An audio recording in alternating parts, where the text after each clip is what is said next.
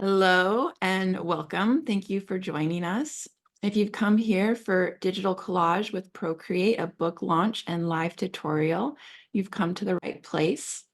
We're going to be getting started in just a minute, but to give participants some time to join while we wait for our other attendees, please feel free to share with us your name in the chat where you're tuning in from and say hello to Nikki.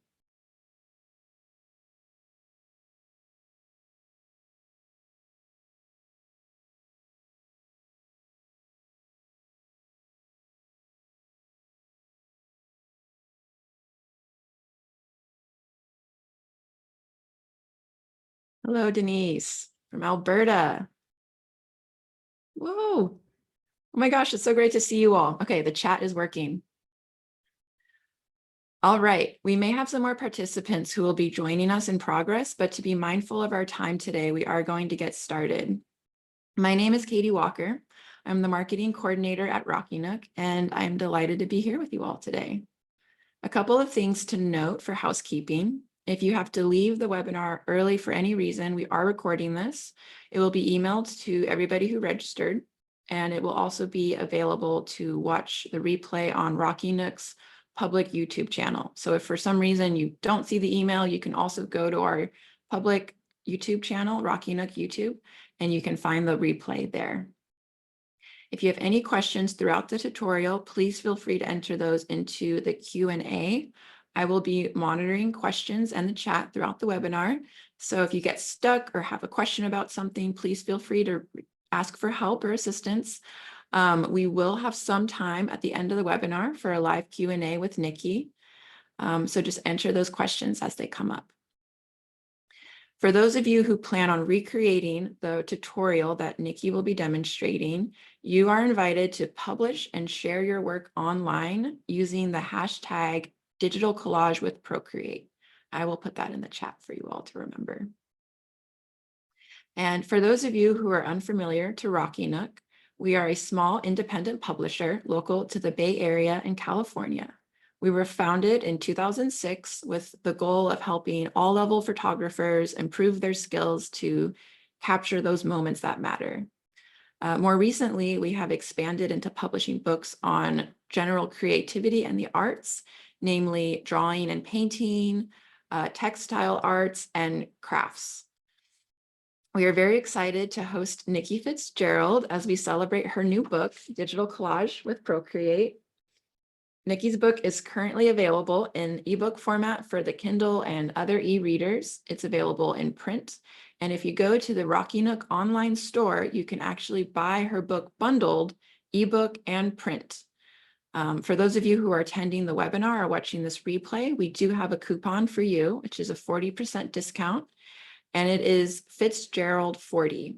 I will put that in the chat. You would use that at the Rocky Nook online store.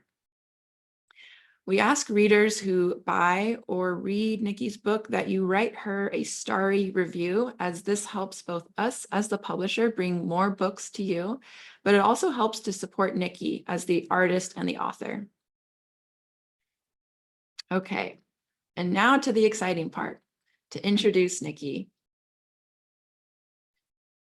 Illustrator, digital artist, author, and educator, Nikki Fitzgerald has always found the world around her a constant inspiration for making art. Her work is often featured in Contemporary Collage magazine. She has won several digital art awards, co-authored the popular book, The Art of iPhone Photography, and is founder of iPhoneographyCentral.com, a website dedicated to sharing ideas and techniques for creating mixed media art on the iPad and iPhone. Nikki's career started as an illustrator working in mixed media and collage using ink, paint, paper, and pencils. She has illustrated book covers, national magazines, and household brands in the UK. Nikki became a pioneer in smartphone image capture and advanced mobile art creation techniques, which led to Nikki hosting the long-running online iPhoneography series for Autorama TV. Nikki has also taught creative iPhone photography and video workshops internationally, including workshops in London, Ireland, and Los Angeles. She has created 7 digital online art courses covering topics from experimental photography to digital collage and mixed media on iPhone and iPad, which can be purchased at myphotoartistlife.com. Another link I will add to the chat. Nikki also writes 6 times a year for Mobiography magazine. She was a juror for the National Association of Digital Artists exhibition, Pixels, in October of 2023. And she was a top juror for the Mobile Photography Awards in 2019. Nikki is currently working on a new digital art course, which will be available in 2024. All of Nikki's digital art courses can be previewed on our website, iphonographycentral.com. Please join me in welcoming Nikki Fitzgerald.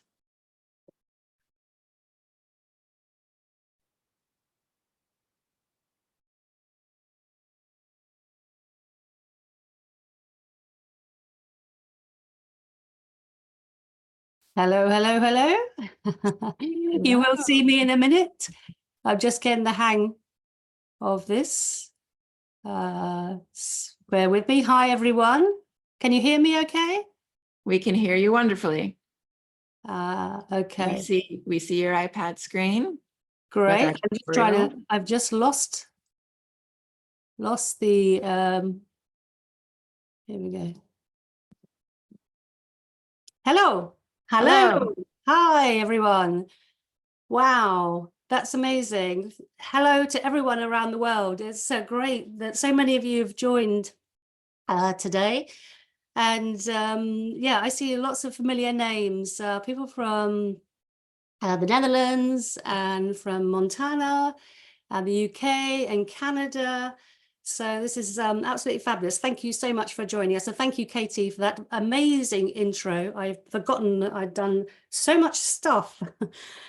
Thank you to everyone who's bought the book so far as well and done some fantastic projects. I've been watching them all come up in the iPhonography Facebook group, and it's just so lovely to see different interpretations of the work. And hopefully you're going to follow along today or do your own thing with the project I'm about to guide you through. Hopefully you've downloaded some photos or downloaded the ones that I supplied via the link in the on the web page. And today we're going to do this collage that I've got here. I'm just going to share my screen, switch camera, and we're going to do this collage here.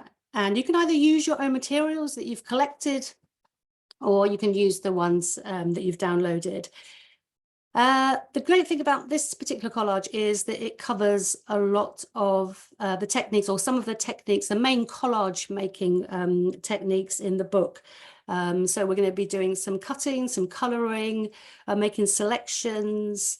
We'll also be using layer masks, clipping masks, alpha lock, and just sort of generally layers in particular, because this is the heart of collage making, using those layers and getting that right. I'm not going to go on too much because I know I've only got an hour and I am packing quite a lot in. And I will emphasize, this has been recorded.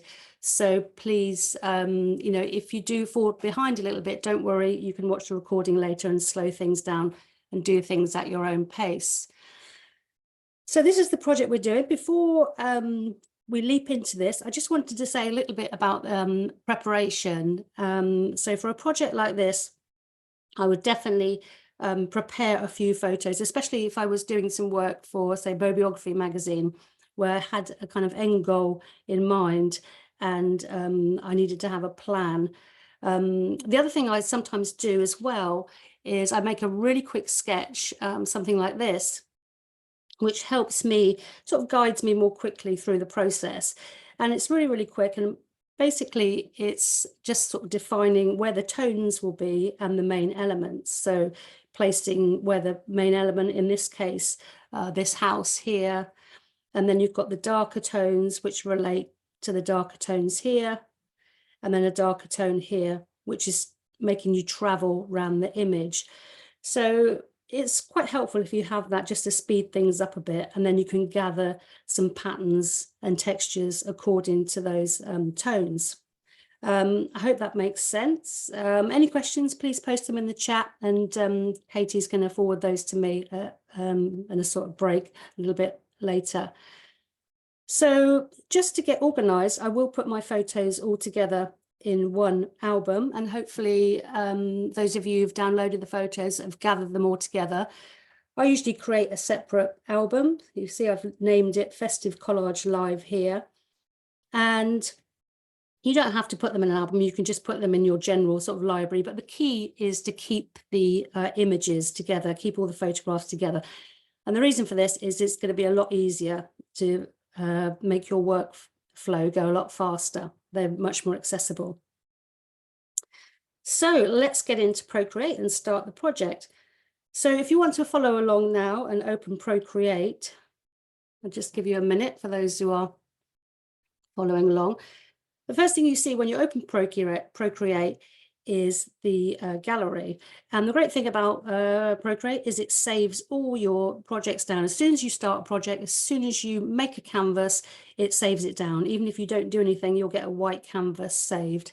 So brilliant thing about Procreate.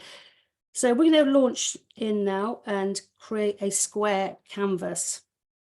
And then we're going to talk about a little bit about the setup. So I'm going to tap plus to create a new canvas in the top right hand corner. So hopefully everyone's got Procreate gallery open now. I'm going to tap plus, and up in the top right hand corner you've got a little black rectangle with a plus symbol.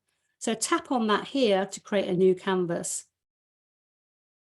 Now generally when I create a square image, I'll make it so I can print it about 10 by 10 inches, and make sure you've got pixels selected down here, and then type in or scribble in 3000 pixels.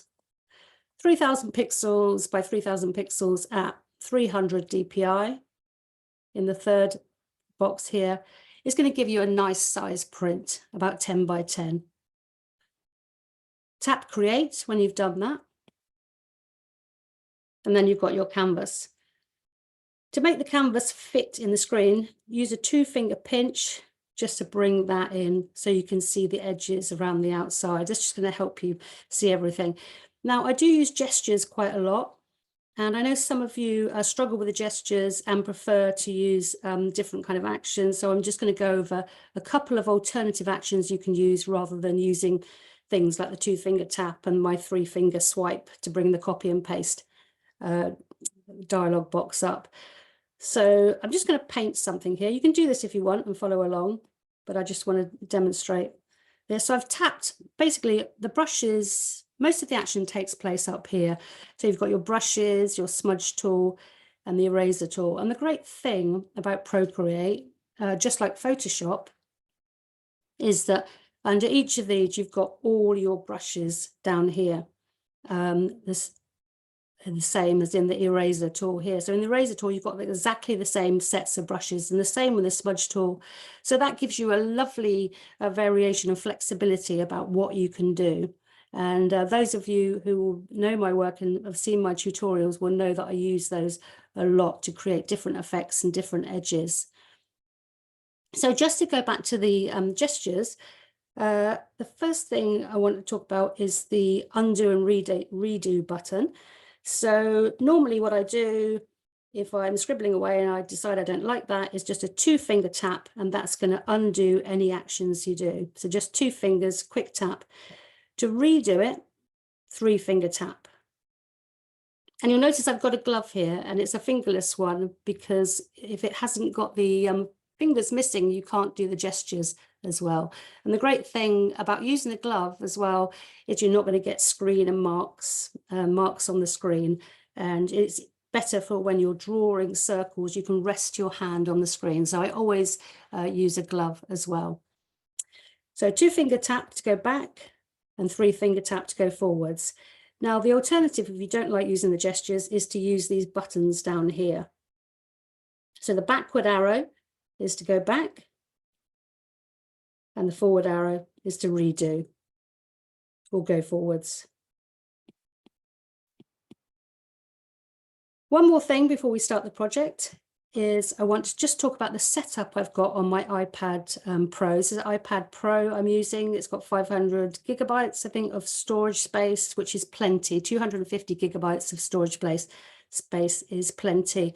I want to talk through the setup because if you want to follow on exactly as me, things won't happen if you haven't got your iPad set up the same. So if you tap on the wrench tool, or the spanner tool, as we call it here in the UK, little wrench tool up here, I'll just take you through 4 settings. So wrench tool, then tap preferences, and then about 2/3 down, tap gesture controls. And the first one we're going to look at is the eyedropper. If you just put your settings on to the same as mine, the 3rd one down, little square plus touch, just toggle that on so it's blue. And that means you can touch the little square on the left, touch your finger on the screen and pick up any color from around the canvas.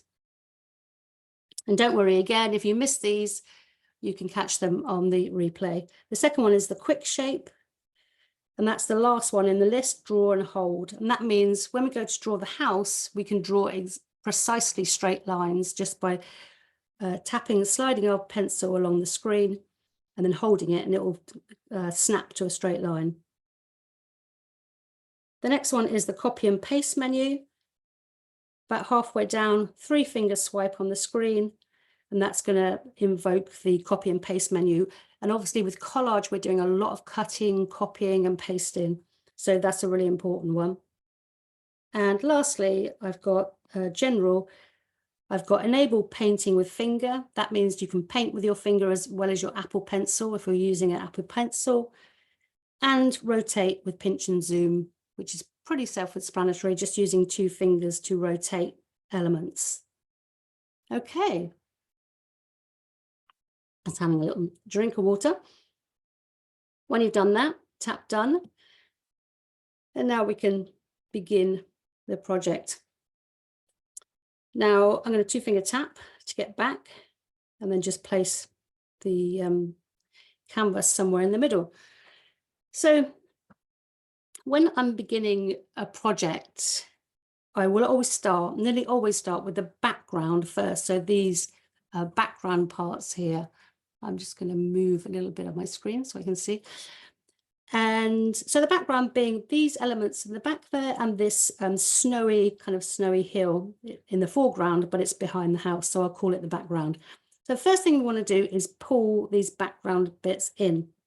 Now, there's a couple of ways to do this. I'm going to show you both. So the most easiest, straightforward way is to tap the wrench tool, then tap add, insert a photo, and that's going to open your photo album. So you need to navigate to where your photos are. And if you remember, I created a special Festive Collage Live folder where I've put all my photos in.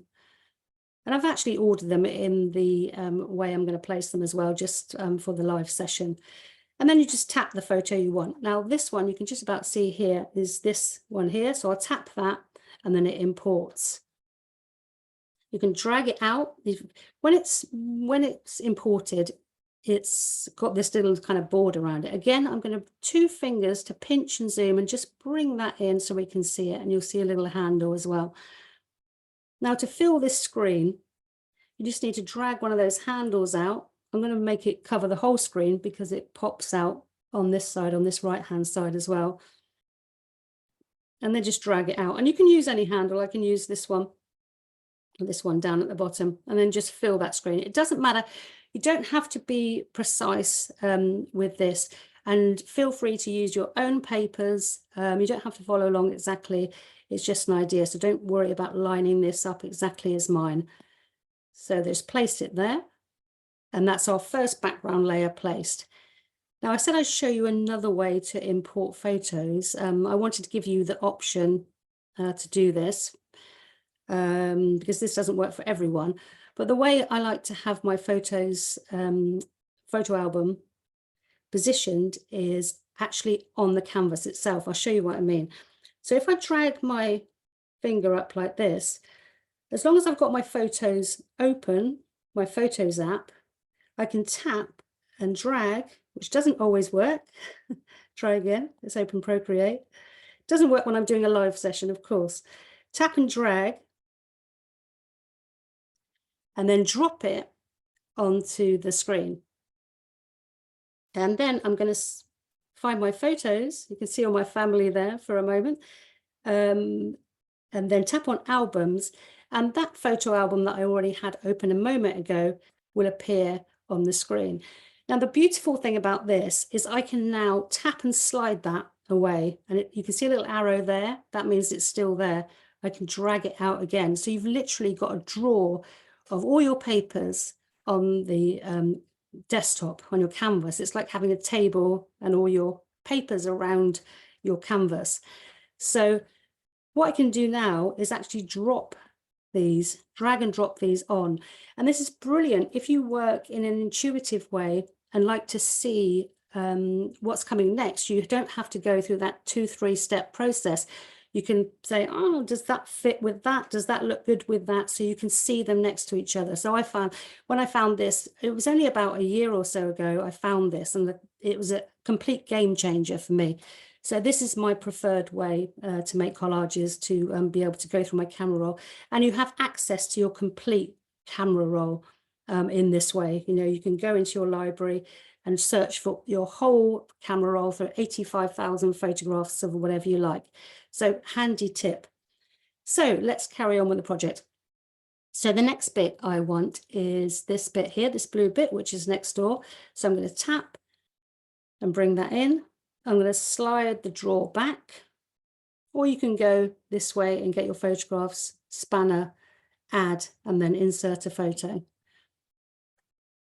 That's pretty much dropped where I want it, so I'm going to leave that as it is. If you need to move it, tap on the arrow tool, and just gently tap on the screen in the direction you want to place it, or you can tap and drag outside the box or inside the box. If you want to rotate it, you can use this little rotation handle here, or you can use your 2 fingers and do it that way. 2-finger tap to go back. I'm going to bring in this next one here, and I'm going to move quite quickly now because I realize we are short of time. So the next one I'm going to bring in is this one here, which is another bag. All these I photographed over the holiday season, all leftover wrapping bags from gifts. And the great thing about Procreate is that you've always got the original left to do whatever you like with. Once you've taken a photograph, you can reuse it again and again. So I'm going to make that a bit bigger so you can see. Now, the next thing I'm going to do is I'm going to chop off these sides. I don't want these grey sides. I'm going to straighten it up a little bit first. So I'm going to use this rotate handle. And the longer that handle is, the easier it is to control. And I'm just going to straighten it up a little bit. Now, I want to get rid of these grey sides. So there's a couple of ways I could do this, and the easiest way is to select and cut them out using the selection tool.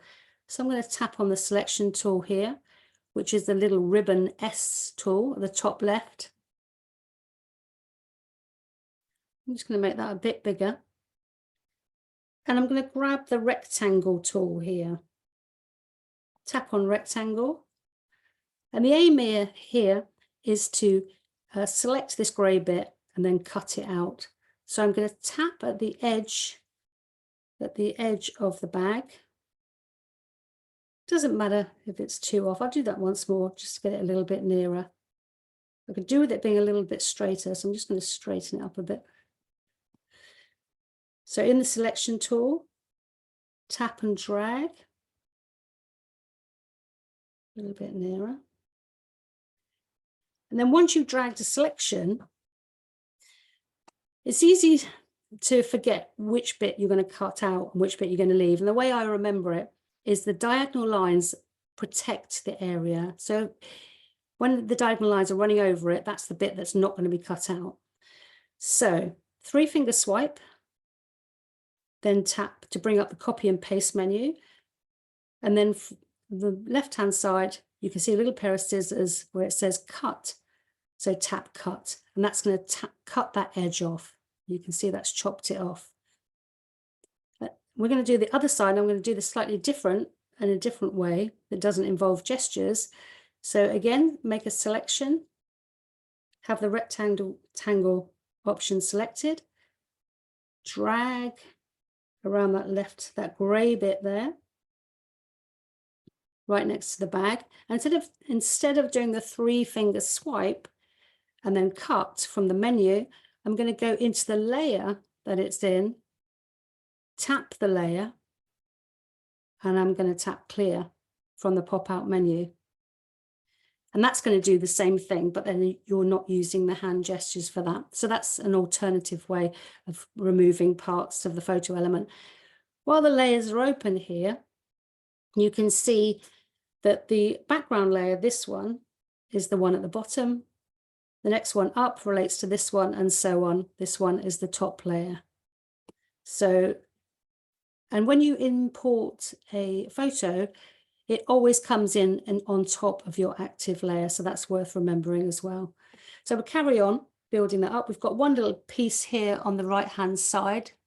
You can see that bit. We'll just bring that in. Now I want that to appear below, just above this one. So I'm going to tap the back layer, the bottom layer. And when I bring the photo in, it should appear just above there. So I'm going to bring out my drawer of materials. This is the photograph I used. I'm going to tap and drag it across. And it's disappeared. You can just see it poking out, but I can just bring it out like that and then swing it round. I just want a little green bit in there. So again, using 2-finger to rotate, but you could use a pencil and drag that green handle. And I'm just going to chop that bit off there using the selection tool. There's a little bit of white there. I'm going to drag it around, 3-finger swipe downwards, and then tap cut to remove that little white piece there. I'm going to move it down a little bit. It's a little bit high up. Tap on the move tool, the little blue arrow, and then I'm going to drag that down to about just over halfway.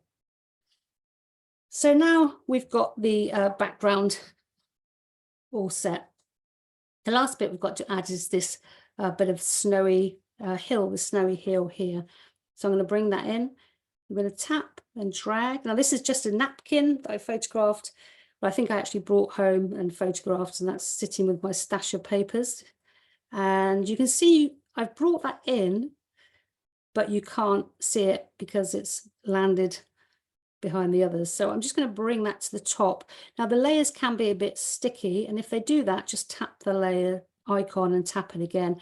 And it's usually easier to move it with your fingers. Now you can see this is a little bit of a problem with Procreate. If this happens, you can always do the reverse and bring the layers underneath instead. So I'm going to bring that layer, the second layer, below it, and then the top layer below that, and now that one's at the top.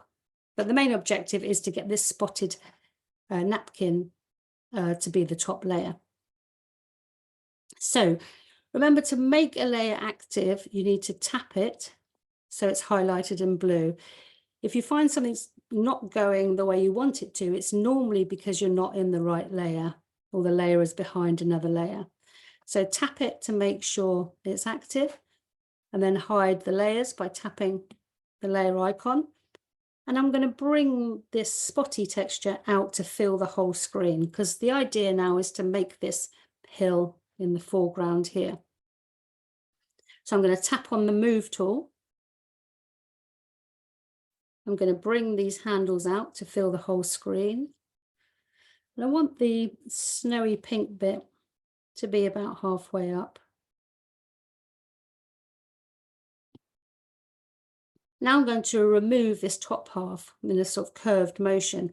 Now the most obvious thing to do would be to use the eraser. So I'm going to tap the eraser, tap the painting category, and then tap Nico Roll, one of my favorite brushes. It's just a lovely big flat brush with lots of texture, and I use it for a lot of things.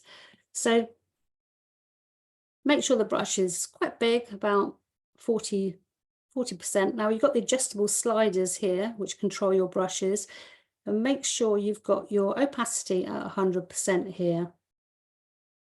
And this again, like I said, about 40%. And the obvious thing to do is to just start erasing the hill, or the background, to leave the hill.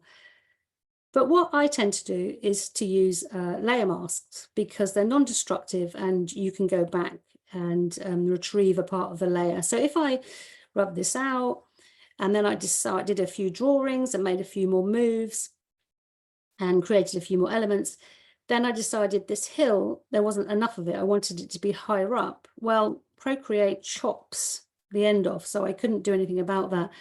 So for this reason, I use layer masks, and it's probably better to show you than to explain.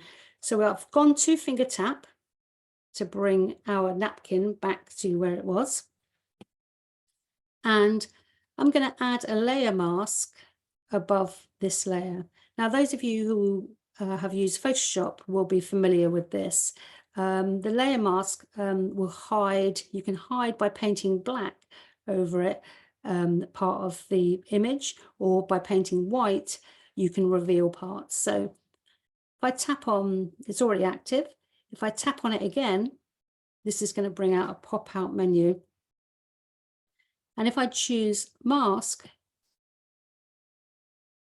it's going to create a little mask which is attached to this one below. Choose black. Now, I'll just do that again to a bit more slowly. This is the active color dot up here. So whatever color is showing on this little dot here is your current active color. If you tap on it, you reveal the color disc. And you've got all kinds of palettes that you can create as well, which is something I do in the book, show you how to create different color palettes. But we'll focus on the color disc for now. From the color disc, you choose a color from the outside, a hue or color from the outside. And quite often you choose this color and then realize it's not quite the right color, because you also need to choose from the inside the lightness or saturation of the color. So double tapping in the most saturated color area is going to give you the most saturated part of this hue. So choose your color first, and then choose how light or dark it is. And you can see it change up here as well. So I'll double tap to get complete saturation. In fact, I want black, so to tap.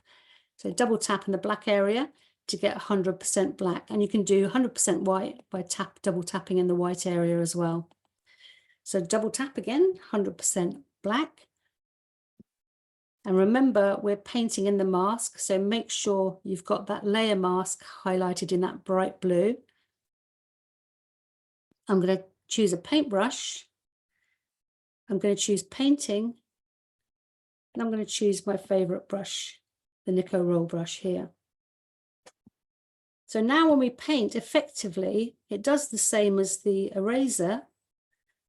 But if I paint that, and say I went on to do other things, made some marks, got half an hour into the drawing, then realized I wanted this hill back. If I change this to white, double tap to get 100% white, and it must be 100%, otherwise you'll only semi-rub it out. It will be slightly transparent. So double tap for white, make sure you're in the layer mask, and then I can bring that hill back. So this is why I use layer masks practically all the time. I rarely use the eraser. It's always that. Okay. I'm just going to erase this little bit up here. A bit messy up there. Double tap to get black.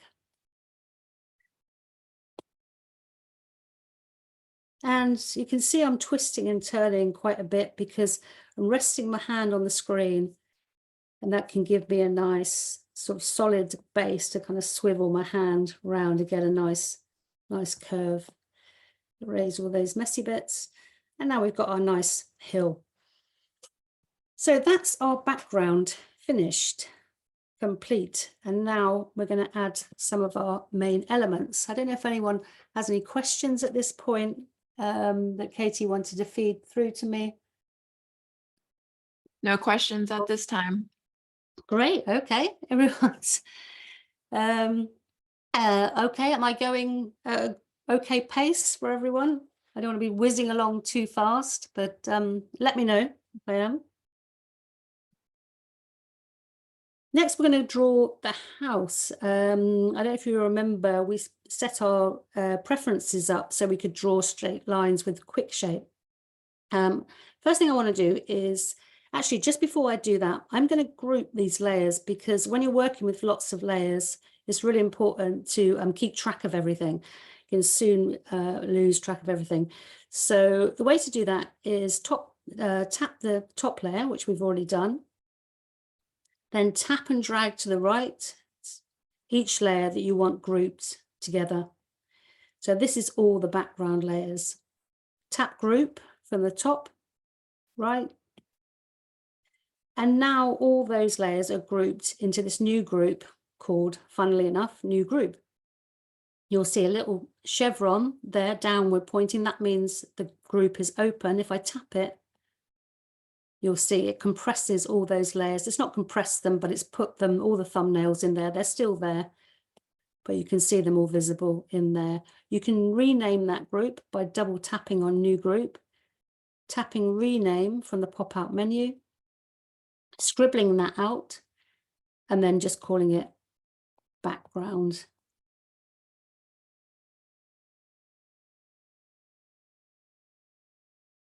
Now we're going to create the house using the quick shape tool.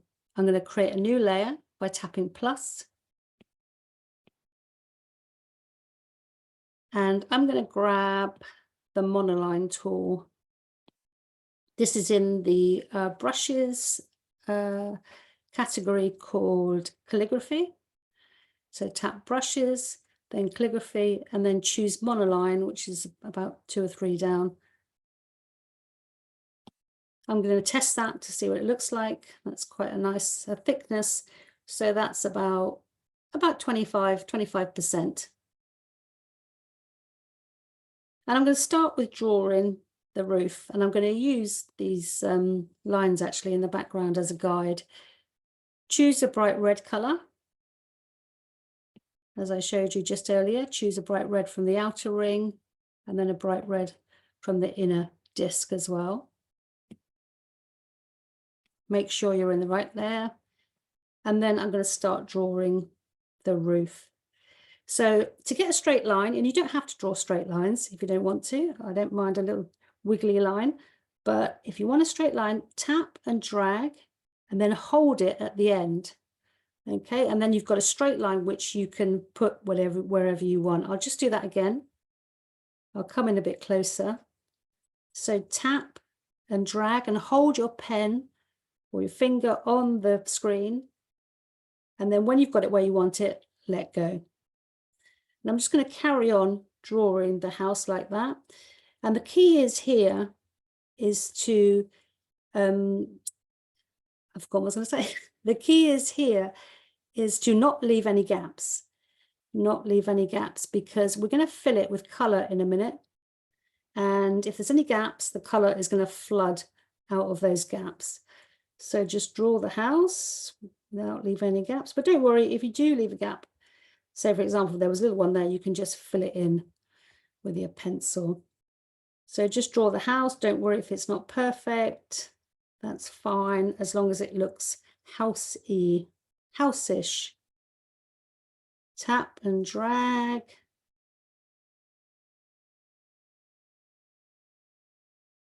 And then tap and drag to get that straight line. And again, just double check those joins that you haven't got any gaps there.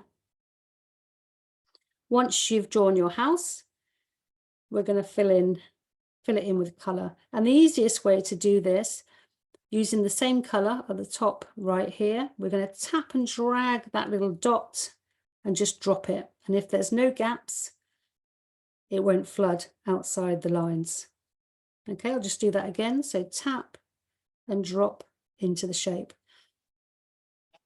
Okay, now we've got our base shape. I'm going to draw this side of the house here, and then this side here in different colors and on a different layer. So new layer, new color. I'm going to choose a lime kind of green, light yellowish white cream color, but you can choose what you like. Just make sure it's a contrasting color.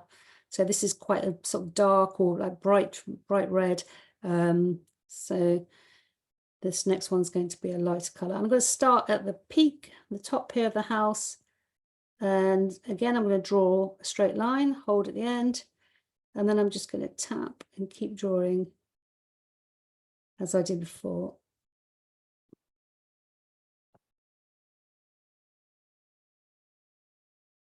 I hope everyone's doing okay with their house.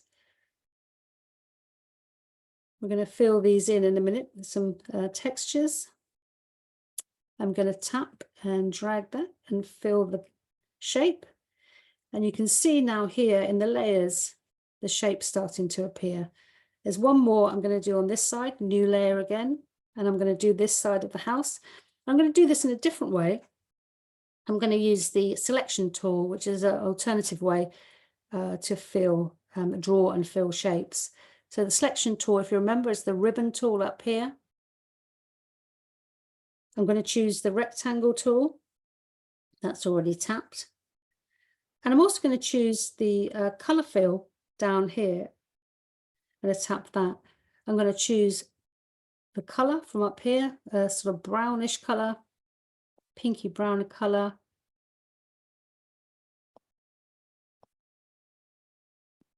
And then I'm going to draw a square here. And what's going to happen, because I've got color fill turned on, that's going to automatically fill with color. Do that again. So draw, tap and drag to draw your square at the side. And it's going to automatically fill with color. And you can also come up here and then you can tap on the color disc up here and then just change it to any color you like, which is quite useful because you can see how different colors look on the fly. So quite useful little tip. So that's having color fill tapped on, turned on down there. Okay, I'm going to very quickly now draw the rest of the shapes of the house in exactly the same way I did there with the rectangle. I'm going to draw the little windows first, and I'm going to choose yellow for the windows. Create a new layer. So I'm just going to draw, choose my selection tool, choose rectangle again, and just draw a little square there. It's going to automatically fill in with yellow because I've got color fill turned on there. I'm going to draw a couple more squares there. The yellow is a little bit muddy, a little bit blackish, so I'm going to come up here and make it a bit brighter, a bit more bright yellow, happy yellow. Okay, again, I'm going to create the door now, new layer, choose a kind of tealy, greenish, light blue. Tap on the selection tool, make sure I've got a new layer, yeah. And then, do that again. Tap on the selection tool, rectangle selected, and then draw my little door there. Want it to be a bit more green. So just change the color there. Last thing I'm going to do is the path coming out here. And I'm going to draw this one with a brush. So I'm going to choose my color, like a bluey green, somewhere about there. New layer. I want the path to be sort of behind the house, so I'm going to tap and drag the layer. They're not moving, these layers tonight for some reason. There we go. And I drag it behind the house. I'm going to choose monoline, which is a lovely smooth drawing tool.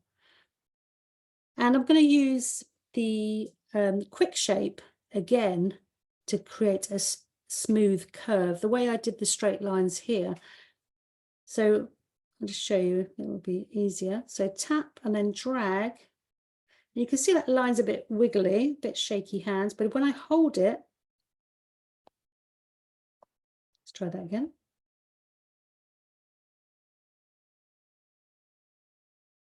Tap and drag. When I hold it at the end, it should snap. It will snap to a curve, not where I want it to, of course. So hold, and there you go, it's snapped to a curve. So a little bit temperamental there. I'm going to draw a straight line at the top, just a bit hidden behind there, but you can just about see it there. I'll zoom in a bit. And I'm going to tap, make sure you close the gap and draw a curve. And you can see it's snapped again to a nice smooth curve.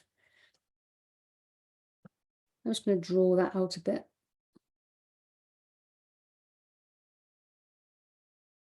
And then I'm going to close it at the end. I'm doing this very quickly, so some of it is a little bit rough around the edges, but you get the idea.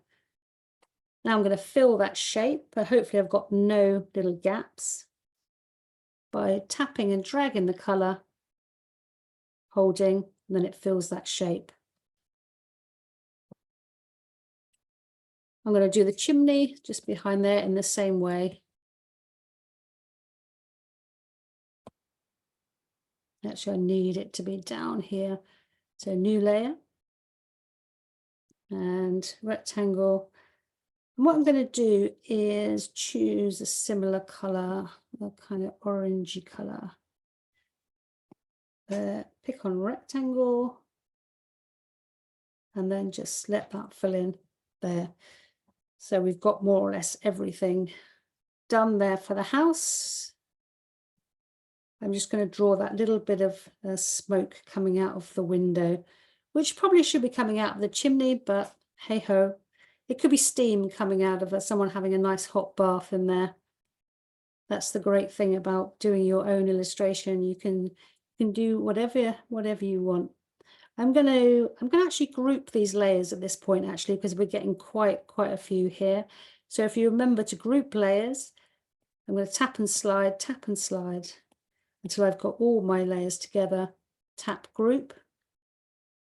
That's going to bring them all together. It's going to be open. I'm going to close it by tapping on that chevron. I'm going to tap new group, tap rename, scribble that out, and I'm going to call that house. Okay. So now I'm going to do that little bit of smoke coming out. New layer. I'm going to choose a grey from this inner disc. Monoline again. And I'm just going to draw a little curve of smoke coming out and then fill that with grey in the same way. There we go. To put this little bit of sort of smoke, this lighter bit inside, I'm going to paint over it and then attach it, a clipping mask to it so it sits inside. So what I do in a lot of my illustrations is I draw shapes and then I put patterns and textures inside them by using a clipping mask.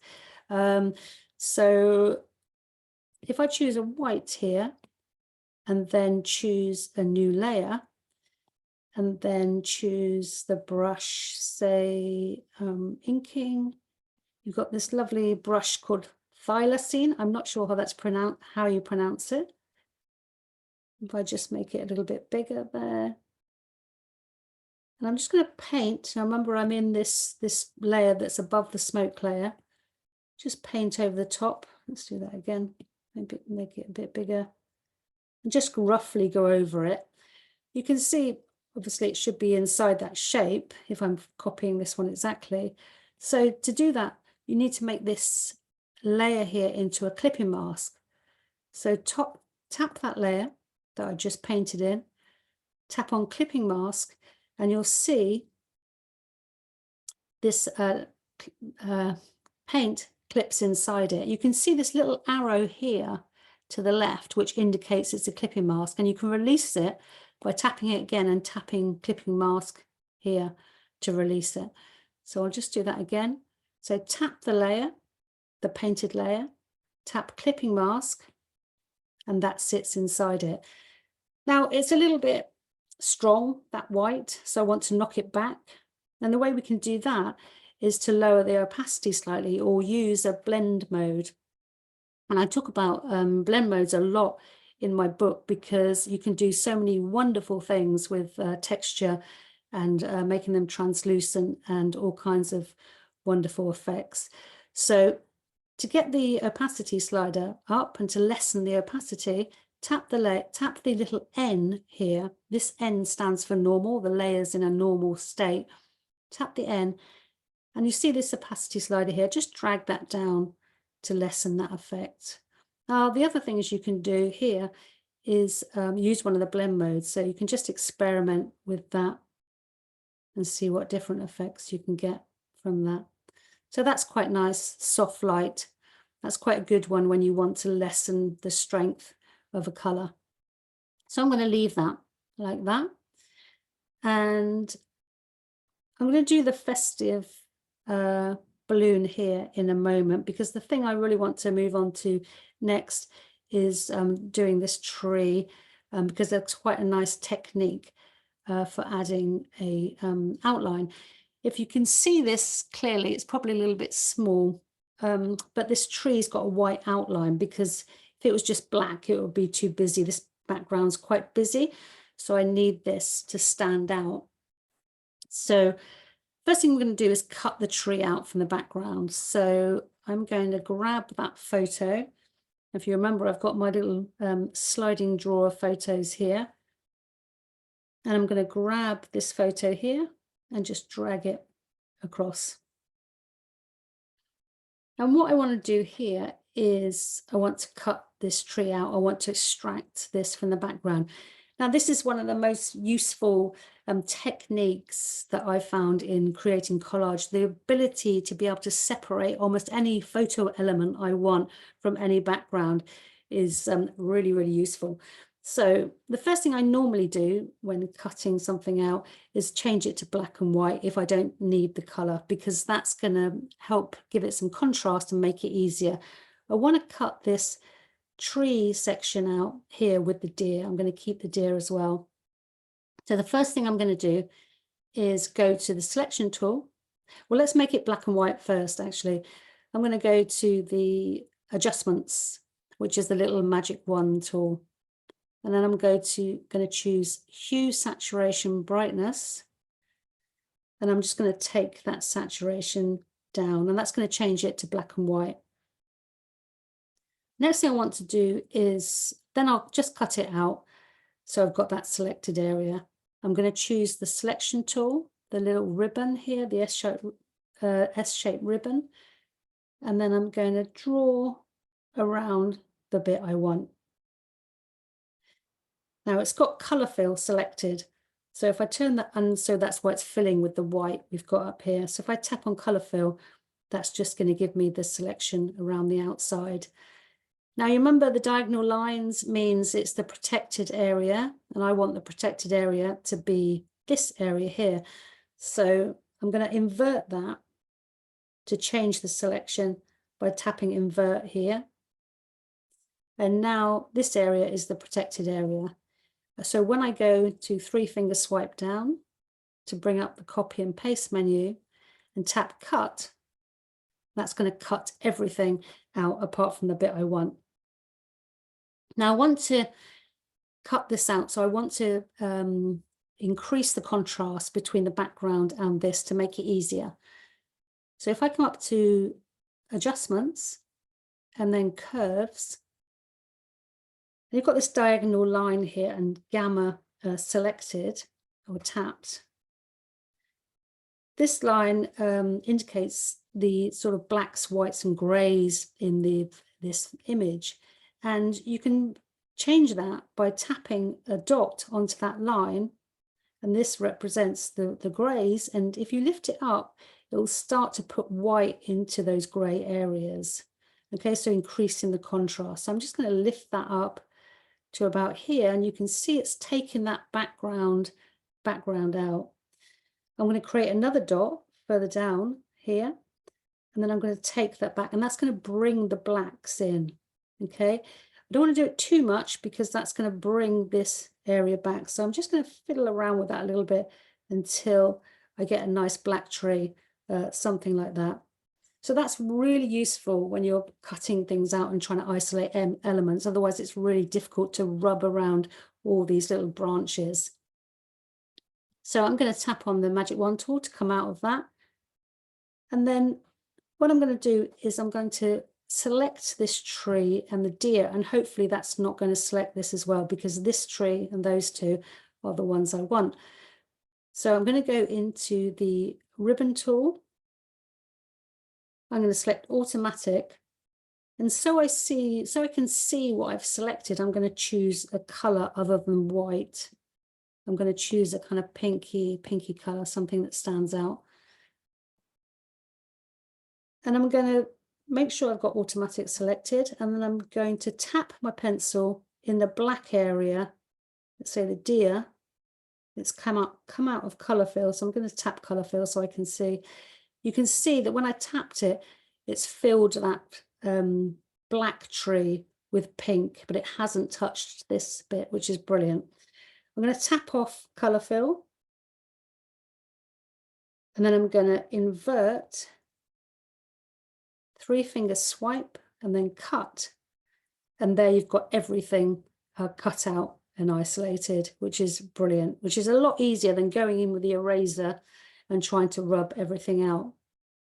Now I want to give this tree a bit of a background because it doesn't really stand out against the spots. The little branches are a little bit spindly and a bit lost. So I'm going to create this sticker-like effect. And the way to do that is I'm going to duplicate it first. And to duplicate a layer, tap and slide to the left, and then tap duplicate. And you can see you've got two there. One is behind the other. And I'm going to put a tree actually a little bit further over here as well. So I'm going to duplicate that once more. So I've got a backup. And then I'm going to hide that bottom one because that will be the tree for over there just by tapping it. In fact, first of all, let me move it over there. Then I'll know it's that tree. So I'll tap on this layer, tap on the arrow tool, and then just move that tree over there. I'll make it a bit smaller. And just place it there for now, and then hide it. I'm going to come up to this one here, and then I'm going to hide that one as well. So you should have three of these trees and deer. And then I'm going to come up to the top one, and I'm going to fill it with white.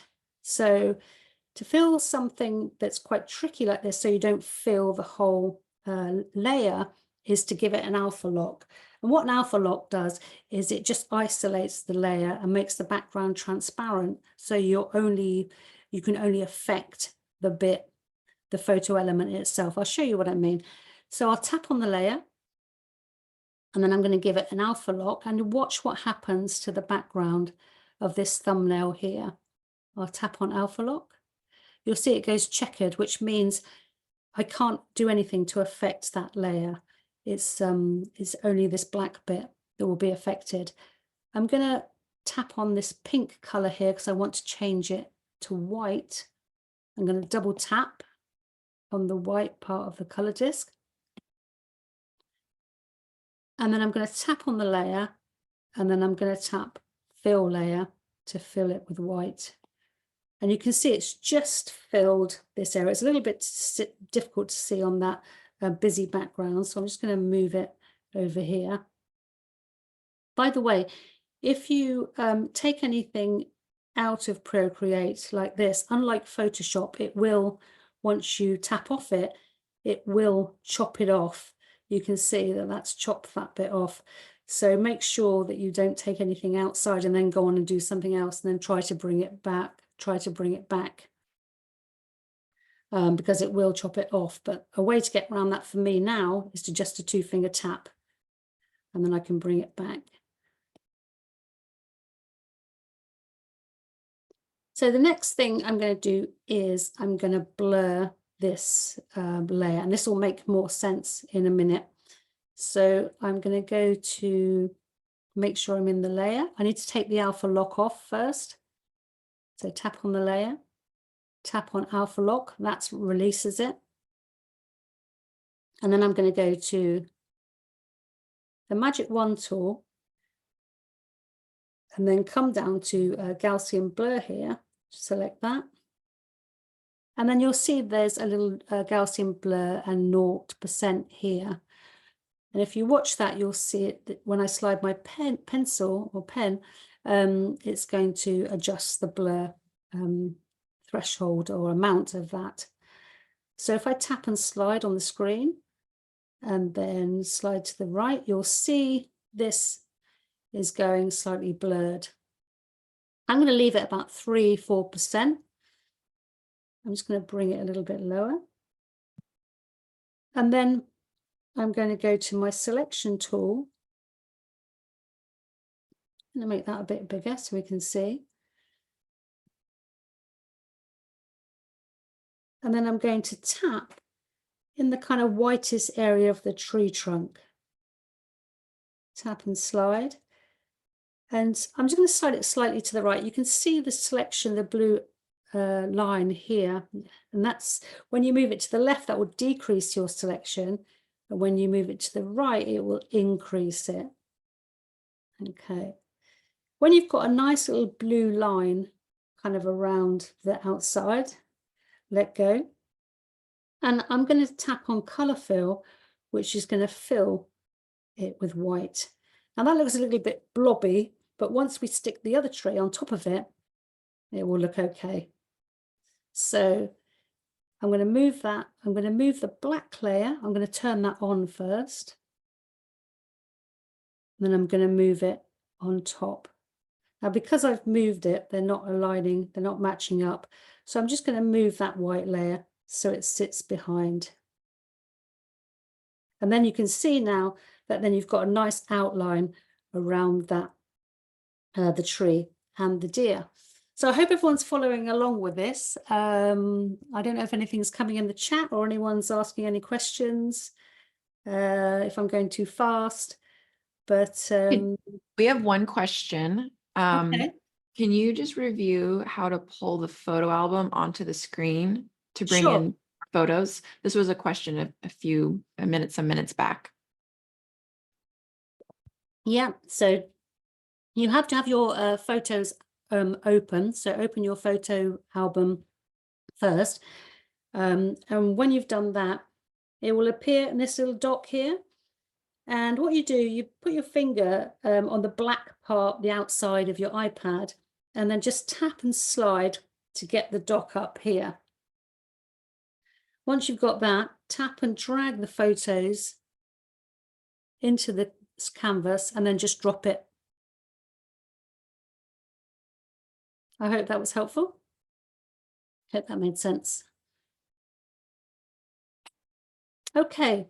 The next thing I'm going to do is we're going to cut out this festive. How are we doing for time, Katie? We're doing okay. Yeah. Okay, we're going to cut out this festive bubble here. So I'm going to bring the photos across, and then I'm going to choose the picture with a festive bubble in it. Excuse me. And then, by the way, you can only drag them across when they're small pictures like this. When you try and drag them across like this, it doesn't really work. So make sure you've got the small thumbnail showing to drag them across. So tap and drag across. And I'm going to make this a lot bigger. And this time I'm going to cut this out using the freehand tool. I'm going to do it super quick because I've just seen that we're already up to an hour. And I'm going to use the freehand tool to do this. So choose selection first. and then freehand.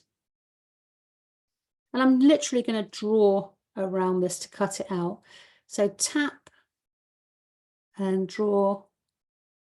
And the great thing about the iPad and Procreate is you can just swing your canvas around without having to move the whole thing, which makes it a whole lot easier. Don't worry if you make a mistake, 2-finger tap. You can take your pencil off and just keep going in. Again, with the glove on, you can use it to sort of pivot your hand and make nice curves.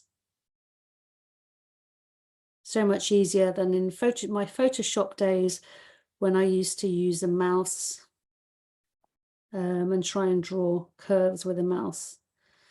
Not so easy. So I'm just going to carry on. I'll do this really quick. And then when you get to the end of the selection, just tap the little grey dot. You can just see this grey dot here.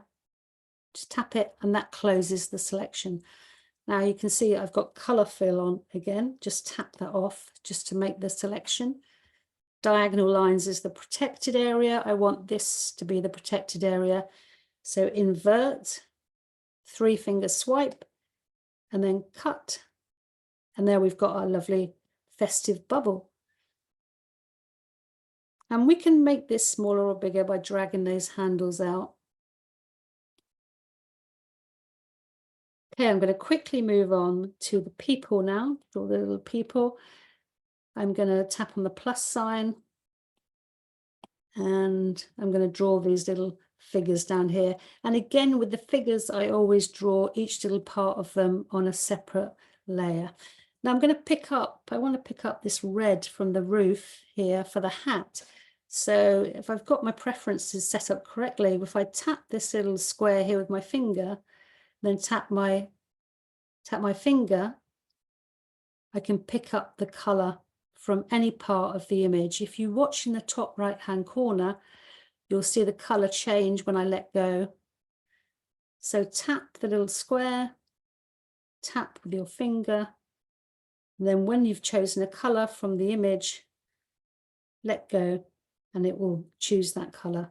Now I've done a little funny mark there, so I'm going to 2-finger tap to take that off. So tap, and I've chosen red. Make sure I'm in the layer I want to be. I wasn't, so I'm going to tap layer 22, the top layer, and then I'm going to draw the little figures. I'm going to choose calligraphy and then monoline. And I'm literally going to draw those little figures in just the way we did the house, except for they're more curved lines. Choose the color, new layer, choose color. Let's go for a greeny color. And then I'm going to do this super quick now. And some trousers.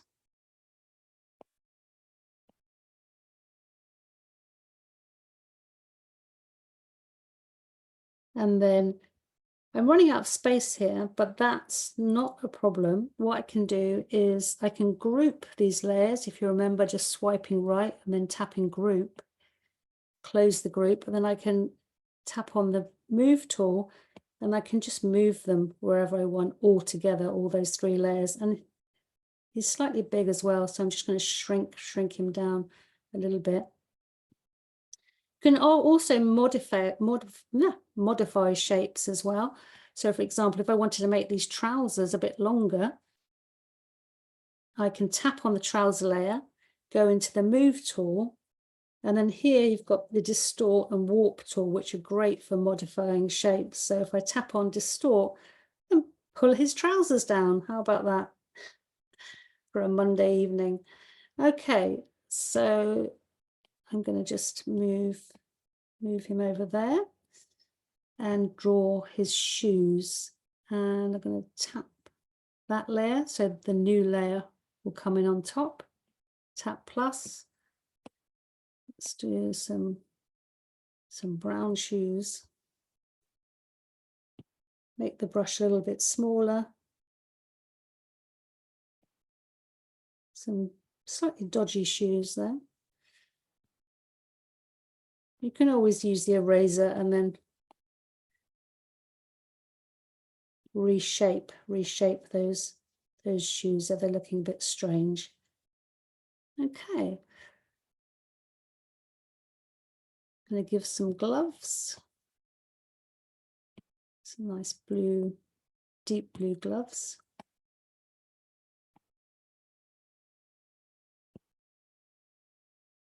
Nice big gloves. It's February here, it's very cold, so we want nice big gloves. Now I'm going to cheat here a little bit. Rather than drawing the little figure next to them, I'm going to duplicate this layer. You can duplicate the whole layer by just tapping and sliding. Tap duplicate. Now there's a second layer behind him, the same thing. If I tap on the move tool and then just drag that out, there he is. I can flip horizontal to make him face the other way, to make him look a bit different. And then I can shrink him down, tap on uniform to shrink him down to scale rather than distort him. Just shrink him down a little bit, and now I've made a little strange person next to them. And then you can go in and change the color. So for example, I could pick on the green here and then go up to, I could either drop a new color in, or you can come up to the adjustments menu here, choose color balance, and then watch his coat change to any color you want. So that's really useful here. And that's the highlights. So if there were midtones and shadows, you could adjust those as well. So I'm just going to put a bit of a texture in this path, and I'm going to choose the path. There it is, layer 13. I'm going to create a new layer on top by tapping plus. New layer appears. I'm going to choose a textured brush. Let's see, yeah. Let's go for textures. Let's choose this diagonal brush and then add, say, light green color. And I'm just going to paint over that, and you can see it's gone over all the sides there. But if I tap clipping mask on this one, on this layer, the painted layer, you'll see that's just going to fit inside. And the thing about this layer that's clipped is that I can move it wherever I want. So if I wanted those lines, say, to be more kind of straight up, I could just rotate that, and I can rescale that and do all the normal things you can do on a layer. So it just adds a lot of versatility and flexibility to what can be done. And again, if I thought those lines were too strong,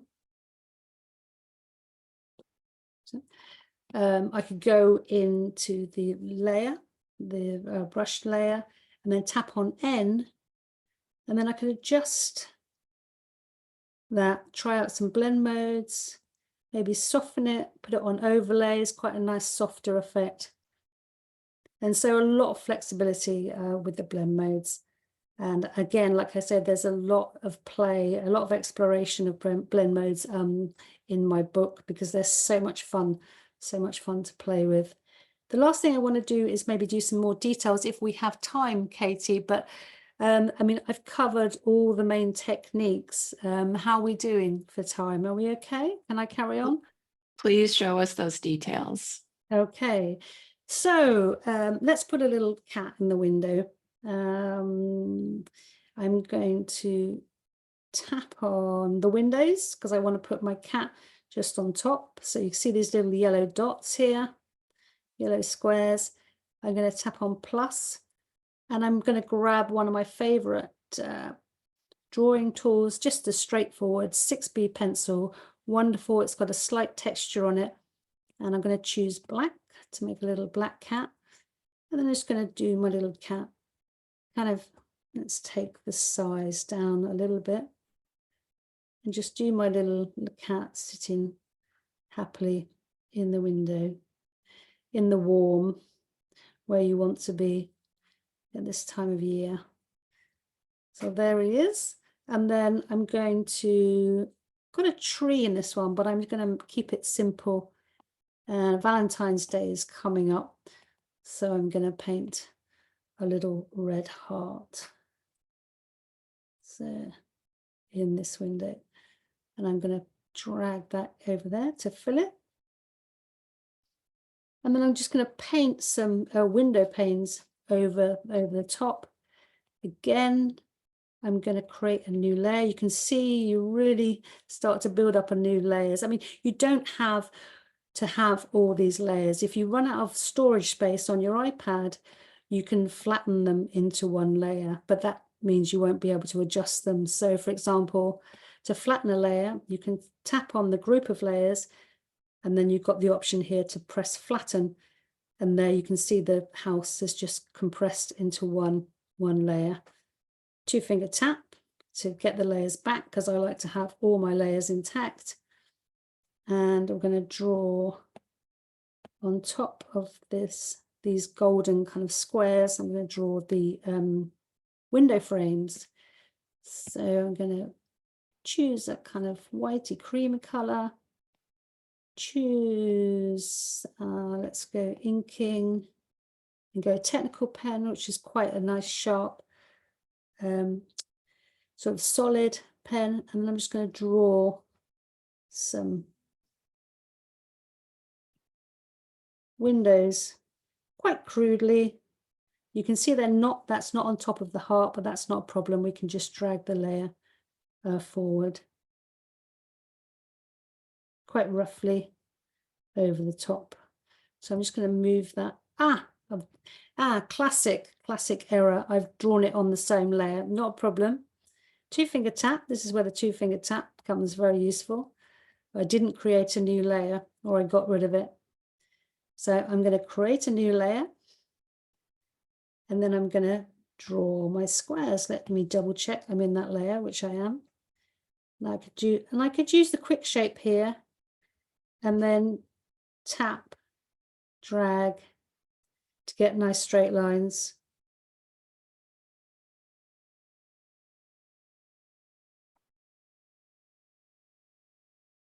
Just finish.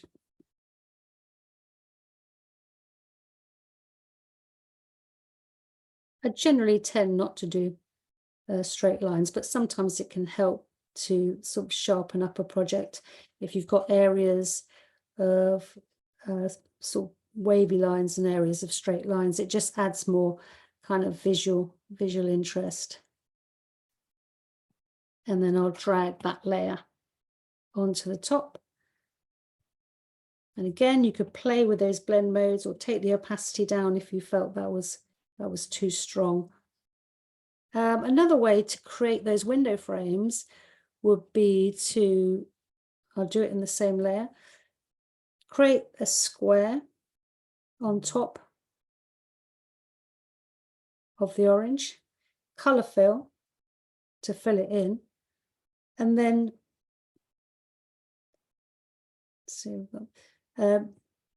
add, actually what I'll do, I need to come out of that. Confusing myself here now, I think, yes, tap on remove here. You saw what I did there. I tapped on the remove down the bottom, and then you can just drag those to remove parts of the window. And that's another way of making the window shape, which is quite nice because it's a kind of like a paper cut effect. And I do like using the selection tool to make selections, because you get this kind of like chopped, kind of like paper effect, a sort of rough cut but straight lines. Okay, so last little bit here on the door, creating this reef and the window panels. Again, I'd probably just pick something like the sketching pencil. I need to create a new layer again, which is on top of the door. I'm going to pick a white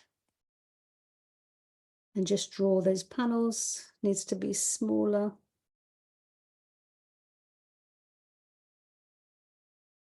And you saw there, you know, with the pencil, the Apple Pencil. This is what's quite nice. If you angle it to the side, you're going to get lots and lots of different kind of variations. So this is why it's nice to use the pencil.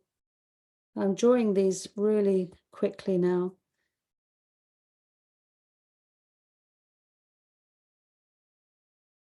This is beginning to look like our house, which is very old and kind of like nothing is straight at all on it. I'm going to create the reef. I'm going to use a gouache paintbrush for this. So under painting, under the painting category, one of my favorite brushes for creating a softer kind of look is this gouache brush. I'm going to choose a kind of green, dark green, blackish green. Make sure I'm in the new layer, which I am. And I'm just going to make this a bit bigger. And I'm just going to literally kind of paint round until I've built up a bit of dark green. And I'm going to add a bit of brighter green, more saturated, just give it a bit of variation. And then I'll add a bit of red as well.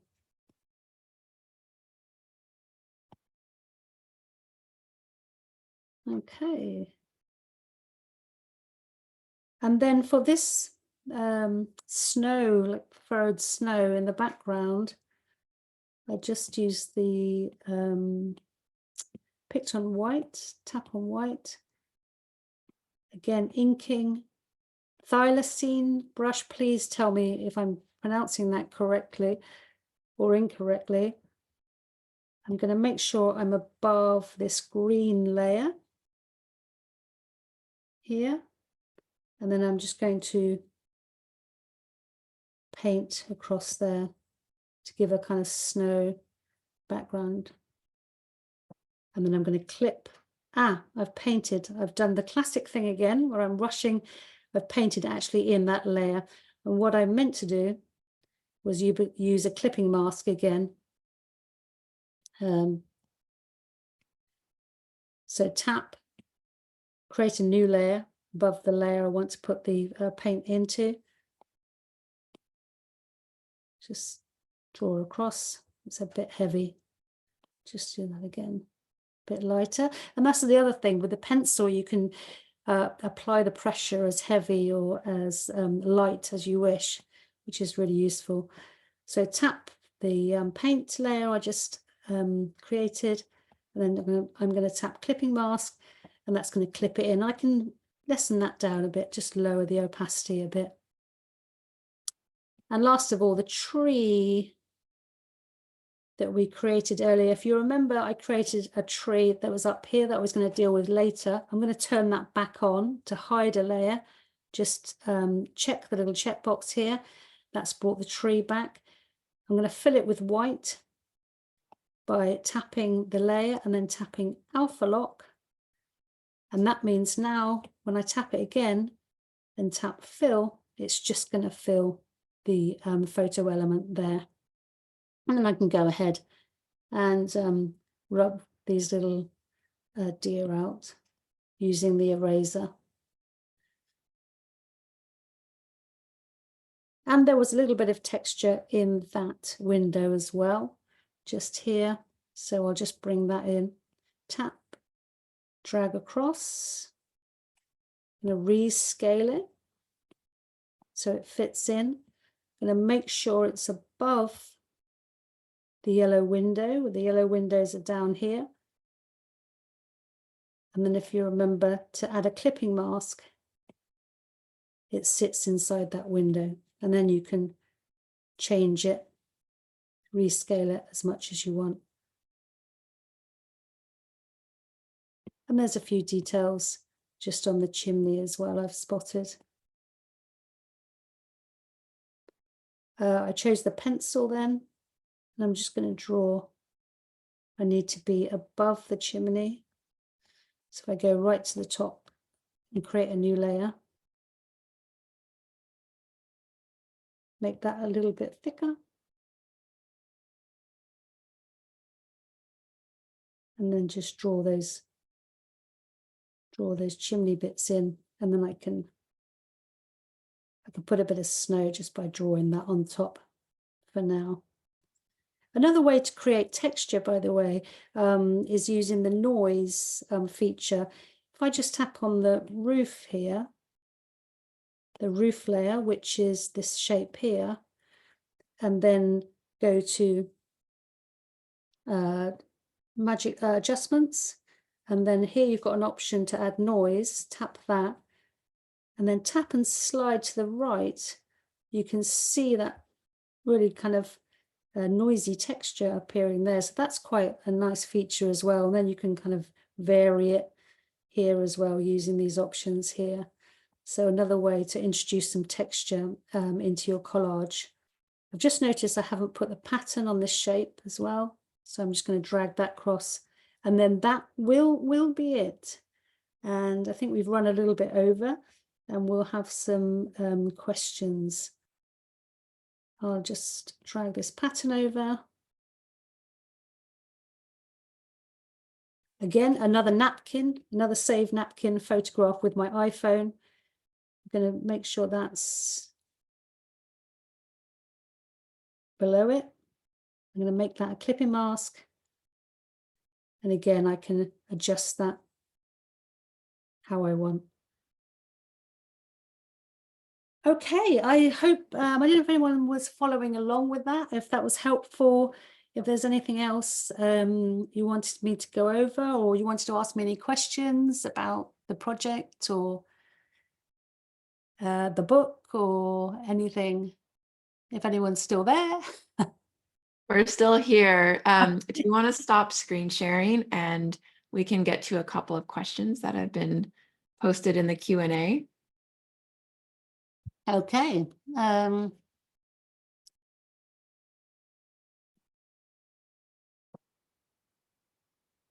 think I need to switch camera as well, don't I?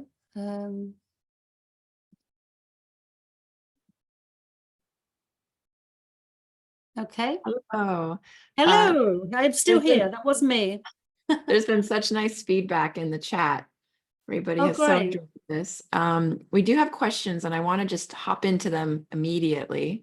Sure. We are running a little bit over, but one of the questions that's kind of come up a couple of times is attendees are wondering about drop shadows. Is there a way to add drop shadows for some emphasis, or would you add a drop shadow? There is no easy way. There's no button that I know of to apply a drop shadow. The best thing really to do, I could try and demonstrate here if you want on the screen. Yep. So if we just go switch.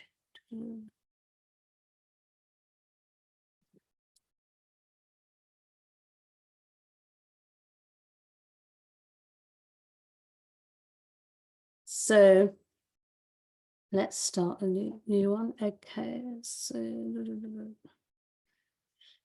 if you draw a shape, for example, if I did an ellipse, and then filled that with black, and then did another, let's duplicate that, and then fill that with, fill it with red, fill layer. The only way really that I know of to do drop shadow is to create two layers exactly the same and then blur that bottom one. So if I turn that off and then go to adjustments and then come down to Gaussian blur and then tap and slide and then turn the top layer on, that's one way you could create a drop shadow. And then you could move that, you know, slightly to the left to create a more kind of authentic drop shadow. And then you could turn the opacity down slightly.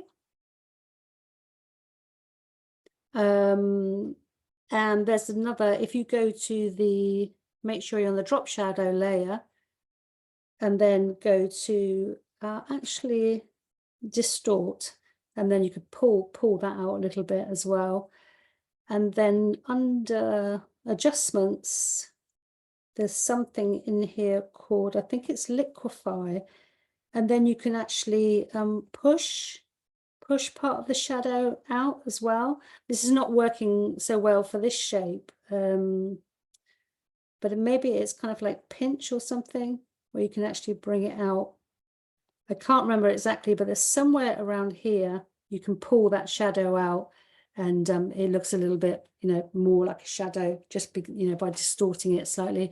I think one of the free projects, downloadable projects with the book, shows you how to do that.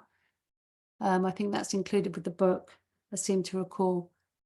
And people were wondering, which are all of these steps that you've shown us, like all of the tree outline, adding the background, the blobby white background to the tree, is everything that we've seen here in the book? Can everybody find those steps?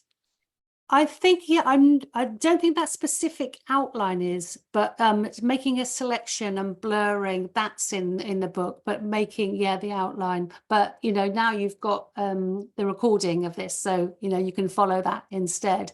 But certainly using the automatic tool to make selections, I go over a lot because it's such a useful tool. So making selections is something I cover a lot in the book. Okay. And then a couple other questions. See if we can squeeze these in. Is there a way, this is from Lucia, is there a way to change the opacity of the brush? Let's say when you're painting away at a layer mask, or are you stuck with how the brush is? Yeah, I mean, you can literally, if I'm brushing with, I think if I understand you right, it's just a case of lowering the opacity here on the left-hand side. So that's going to come out a lot fainter now. And also, in fact, that's too faint. So yeah, so just use the slider on the left-hand side. That's it. And also all the brushes are fully customizable. So you can tap on this brush, and inside here, you've got a whole way of changing your brush, all this menu down here. So there is infinite ways you can customize your own brushes, which is, I know a lot of people really, really get into that.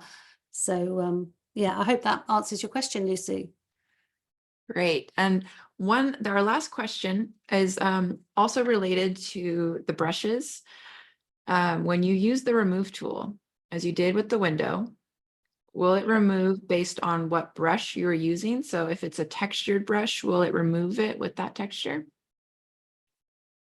So yeah. So the way I removed the window was to use the selection tool. So you can remove, if I understand you right, you can remove any kind of, part of a color using the eraser tool. So I think this is what Lucy means. Is it Lucy? Was it Lucy? Sorry. That was from April. From April, sorry. So you can use any of the brushes under the erase mode. So for example, here, if I chose like the dry brush here, beautiful brush, and then went on to layer 1, I'll just remove that alpha lock. So I can remove, that with the, does that make sense? You remove the color with the texture brush there. Is that what April means?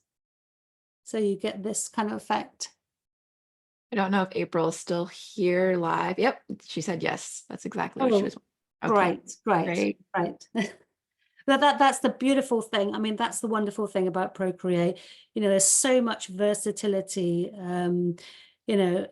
Under, like for example, under the smudge tool here, you could use that brush as well. Let's go on to the grey background here. I'll just hide that one there, and then you can kind of smudge with that brush, and get all these wonderful effects because all the brushes are available under all of those tools. That's probably not the best example, but believe me, it's there's a lot of flexibility there. Great. Well, that's it for time, everybody. We really appreciate your having joined us. We really appreciate, Nikki, you having written this book. It is such a tomb of information. And for those of you who don't have it yet, we did include the coupon code in the chat. That'll also be included in the follow-up email with this recording, where to find Nikki at her website, how to find out more about her upcoming courses, and just follow her and her artwork. You also, if you did a project with us today, we encourage you to hashtag it and tag digital collage with Procreate, so that way Nikki can see them and share them. Yeah, And can't Nikki, wait to see those. Can't do you wait. have any last remarks that you want to add for today? For me, Yes. a question to me? No, not really. Just really, I can't wait to see what you create. I really hope that people have been following the project and, you know, using their own materials. And, you know, please join the Facebook group, because there's a lot of things going on there, a lot of techniques being shared, a lot of illustrations, there's weekly challenges. So just come on in and join us and, you know, share what you do. It's a really lovely, supportive community. But thank you so much for everyone for joining us today. It's my first live. I'm slightly terrified, but I've really enjoyed it, and I hope you have too. It was wonderful. Thank you. And thank you all again. And look for our email with the recording and information about the book. Take care. Thank you.